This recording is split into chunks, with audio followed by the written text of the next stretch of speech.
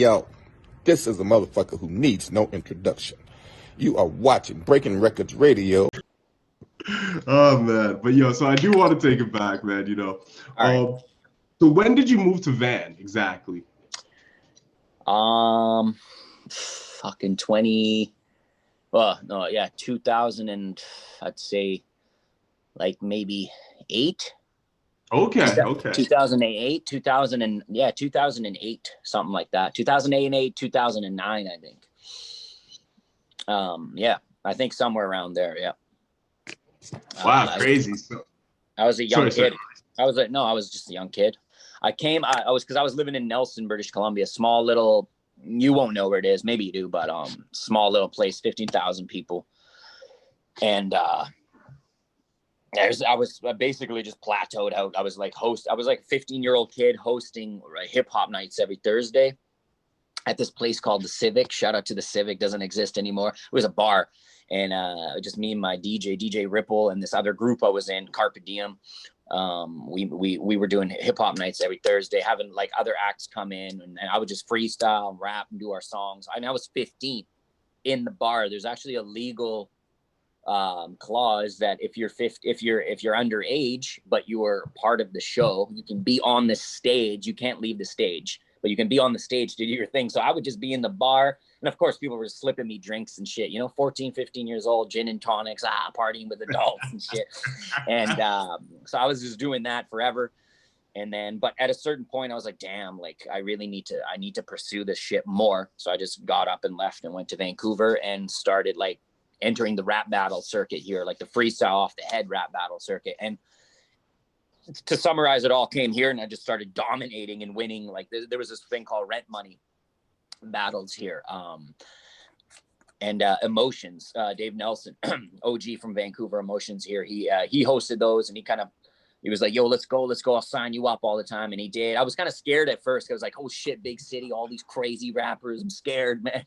And my homie signed me up, and I just went, and the first one I ever went to, I won like $500, literally paid my rent with it. And then the rest is history. I just started winning like crazy, and I started to become like revered around here as like, the freestyle god basically, and the freestyle rap battle guy. And then King of the Dot came around, and it was a new format, new thing, never really heard about it. I was watching like Pat Stay and Sharon back in the day, and Diz a little bit, and then we did our thing here in Vancouver, got into King of the Dot, all that shit. So yeah, it was like 2008, 2009, came here and just started doing my thing, and getting my credibility in the rap circuits around here. So yeah, I don't know. So I kind of trailed off, but it is what it is. That's kind of like no.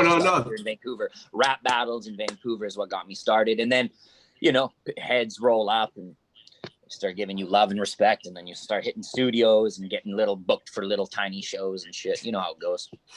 So. Yeah, no doubt. And there's actually two areas right there that I want to touch on. But first, because you are very well revered as an off the top freestyler. Anyone that I know that's ever seen you live has always pretty much damn near, if not had great things to say the next day about the show. About freestyle, they actually posted videos of it, and you make a point to go on every once in a while and flex your freestyle skills too. Have people throw words at you and shit on your lives or whatever it may be. And you are very well revered as a freestyle off the top giant in Canada, I would say. And I was curious, like when you were doing those shows, the 15-year-old, when you were hosting the shows, you couldn't leave the stage. Is that where you really started to hone your freestyle off the top skills, like having to be on stage? Well, I was like, I only have 3 songs. I can't do them for 3 fucking hours. So I was like, DJ, play some beats, and I would just, all right. That was my thing, bro. That's where I just got good crowd interaction and doing it for hours every Thursday. And then I was just rapping at like house parties and shit too, obviously. That was just my thing. I just like, I guess from an early age, it would just happen to be what I had to do in order to stay in the club. So it's like freestyling my way in the club to stay there. You know what I mean? I'm staying in this bar because I got bars off the head. That's it, So it's like, okay. I definitely for sure. Yeah. 100%. That's pretty incredible, man. And I think the second point of what you're talking about too that I found very interesting, and I think people who are a fan of Canadian hip hop and the history, I think that's a nugget that you dropped as well too, that I think maybe a lot of people don't realize about you. And it goes to the conversation we were saying before, where it's like, you know, when you have an entry point with an artist, a lot of time you don't realize their come up. So I think it was interesting too how you said, like, when you moved to Van and your boy put you in the freestyle competition, Yo, you're like, it's okay, straight 8 Mile. That was like for real. Yeah. I was like, I'm scared, bro. Like, I'm fucking scared. He's like, just fucking do it.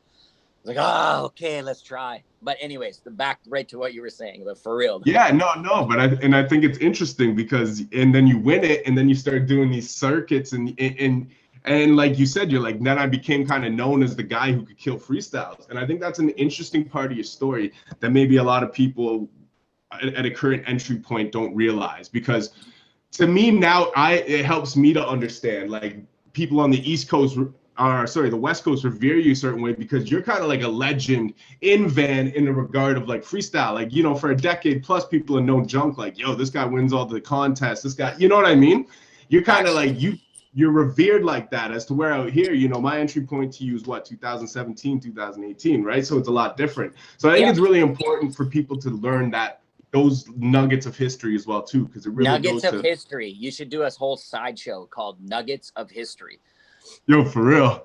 Like the whole like, different, like a fucking podcasting Nuggets of History, where people, like, you only take the snippets of these and repost those and talk about it, where it's like they just drop some shit which no one would know. You know what I mean? Oh, this guy 15 years old fucking having a freestyle in the club to stay inside, whatever. That's like a clip you could use, you know? That would be a dope show.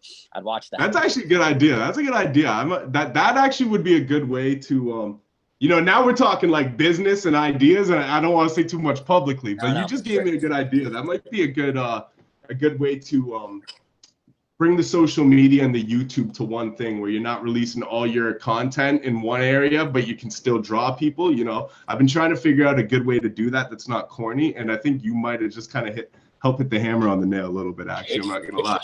Hit me with that e-transfer, fam.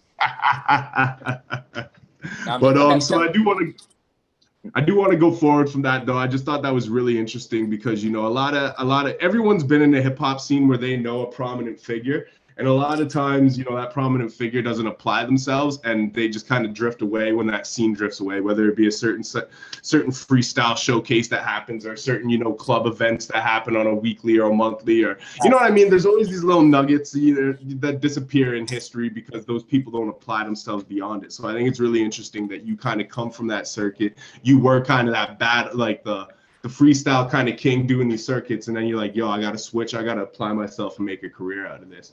And now you're not just the guy who people knew back in the day. You actually are. That's just a part of your history now. You know what I mean? Where a lot of cats, that's the peak of their history. You know what I mean?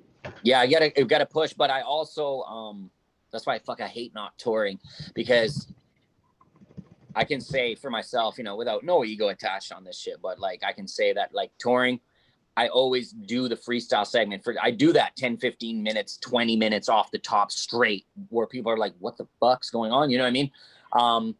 To bring that back, because that's such an integral part of my upbringing and who I am and what I love to do so much. So it's like, I always, every show any show you come to, I will freestyle for 20 minutes at the end over 30 instrumentals. Just go ham in the crowd, in your rack, jump in the crowd, whatever I got to do. But I will do that just because it's like, it shows, if people don't know, like you said, people, especially out east or elsewhere, might not know that about me. You know, further away from home, that's less known. This is more of a local thing. So when I do leave or go abroad, I make sure that's a staple. So people, when I do leave that city and that night, people are like, yo, that guy's fucking crazy off the top. So that story in itself continues to grow and just becomes part of my, you know, character and who I am out there. So